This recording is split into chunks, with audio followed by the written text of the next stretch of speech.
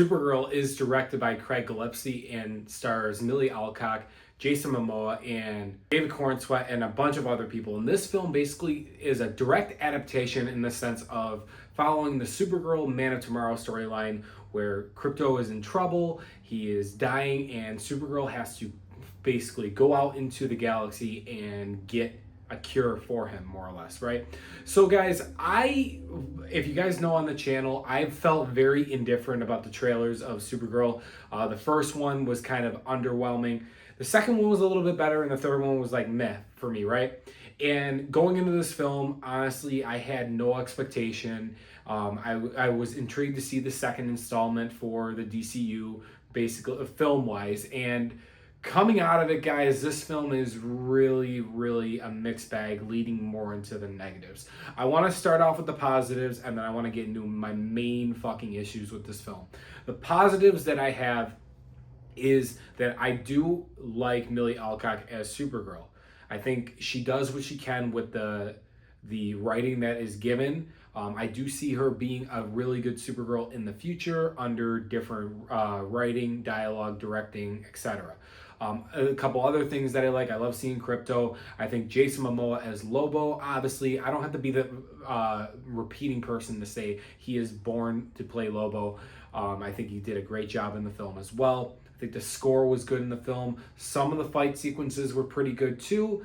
And another thing that I liked is obviously David Cornsweet's Superman. I love seeing him. He brings you back to home into this new universe that in my head kicked off with him. And so he's great in the film as well.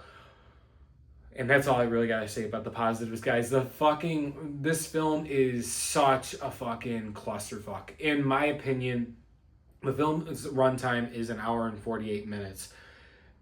This film is all over the place. It's like the train starts rolling, and usually, every film has its own dedicated runtime.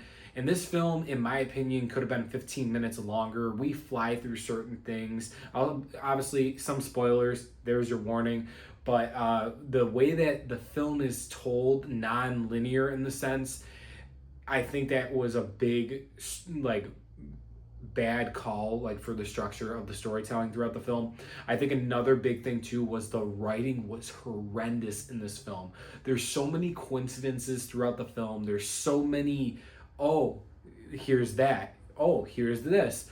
And the quirks Supergirl is written in a way where she's got a lot of quirks. She's very I don't know how to explain it, but very marbleized in that sense. And I don't like that. And it doesn't work for me. She's got I forgot the character's name that follows her around throughout the film. She gets killed by, or her family gets killed by the Creme, or I think that the Kree, the Creme, whatever. Same fucking, basically the same thing as Captain Marvel villains. But that's who follows her around throughout this journey and follows Supergirl around as she tries to save Krypto throughout the film. And for me, it just fucking was like a crutch. I did not care about this character at all. The young actress that does the performance, I think she did a great job as what she could do, but this character is so one-dimensional as well, very cliche and a mediocre written character. And that's the thing, is Millie's Kara throughout the film, or Kara, she's written, like I said, so poorly. Her character arc, her 3 arcs throughout the film, it's she starts off as this drunk, depressing person, and then we start to see her slowly rise up to more or less that Supergirl persona, but it just feels like towards the climax of the film, she just ends right back down to it. And it's I can't help but blame that on the directing and the writing. Also, some of the cinematography in this film just looked very flashish, in my opinion, and I didn't like that as well. I'm going to talk about one thing with James Gunn real quick coming up here, but another thing I wanted to say is a one-dimensional villain, which does not help the film at all, yet he had a really good dialogue, which was odd. And another thing with Lobo, I love seeing Lobo in the film, but he just shows up coincidentally, right? And if you took him out of this film, it wouldn't change anything with the narrative, but the narrative is really poor. Also, poor song choices. I said the score was pretty good, which it was, but the song choices were really not it for me. With that being said, one thing I want to talk about with James Gunn, right? So we know he's got Man of Tomorrow coming up. And to me, I just can't grasp why this film got greenlit in that sense. It's like he makes this big talk about how what we're going to be doing is greenlighting scripts that we know are worthy for film.